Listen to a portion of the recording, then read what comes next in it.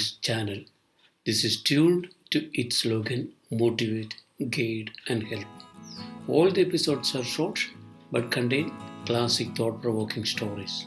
Kindly visit our website for hundreds of such stories in text, audio, and video. I'm Joseph. Episode 39 Waiting for the Result. The most important requirement for success in life is certainly a goal. Many times, my eyes get filled when talking to people.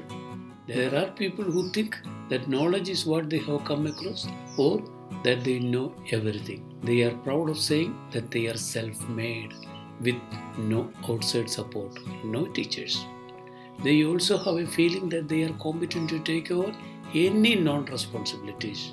The good thing is that they are seen in plenty only in parks, public places, and wayside village culverts.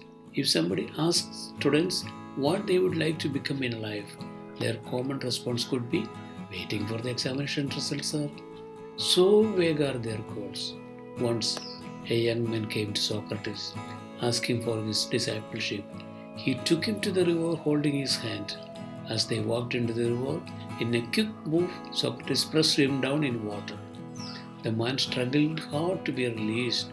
Almost just before getting drowned, Socrates lifted him up, looked into his angry face, and said, "To acquire knowledge, you may have to struggle like this." Only when one decides to sacrifice everything for the dream he has set, dreams manifest the way it was wished.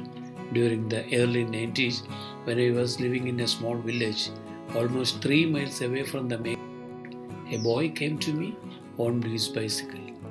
As I remember the episode, he was studying in the 8th standard. He had with him in his armpit a Malayalam science magazine, Electronics for Everybody. In between, may I say that I am still an enthusiastic ham radio licensee, and those days I used to write regularly in this magazine. This boy was very interested in amateur radio, and to his surprise, he came to know that I live near him. Though with much difficulty, he collected my address and one day pedaled alone to my place 5 miles away. I was also excited by his deep enthusiasm to learn and grow. That day, I remember asking him about his goal in life. As if whispering some top secret, he told me that it is becoming a scientist.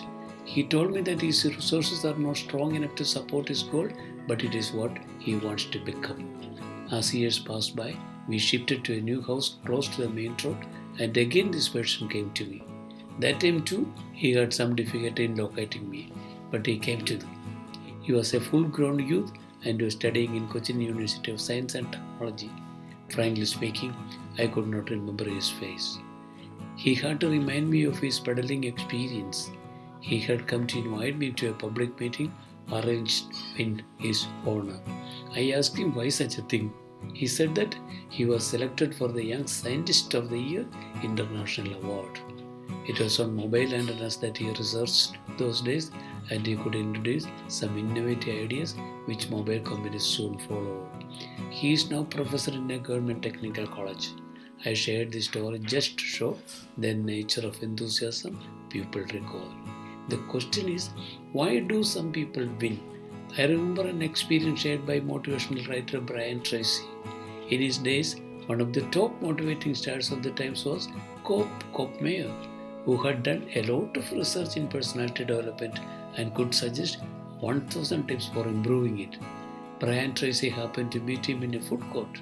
He invited him to his table and told him that he is one of his fans. Well, in between, Tracy asked him the toughest of the questions Cope was usually asked. Which comes atop all your 1000 tips? Cope smiled and said that it was already told by Huxley many years back. He said that it is doing a thing at the most appropriate time, whether you feel like doing it or not. Tracy continued to say that none of these guidelines or tips are going to work unless you have tons of discipline also with you. When it comes to discipline, I remember the story of a boy who went to an ice cream parlor. He went to the counter and asked the price of chocolate ice cream. The waiters told him the price. He started counting the coins with him and again asked her how much a plain ice cream cost. She told him the price of that too. The boy ordered a plain ice cream, and as ordered, the waitress brought him the same.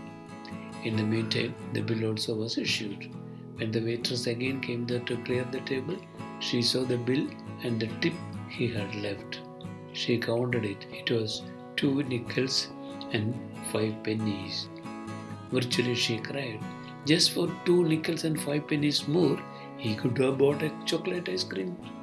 He had installed in him a discipline of honoring all service. Thank you all for patiently watching this. If you so, please like this and subscribe to this channel. Meet you.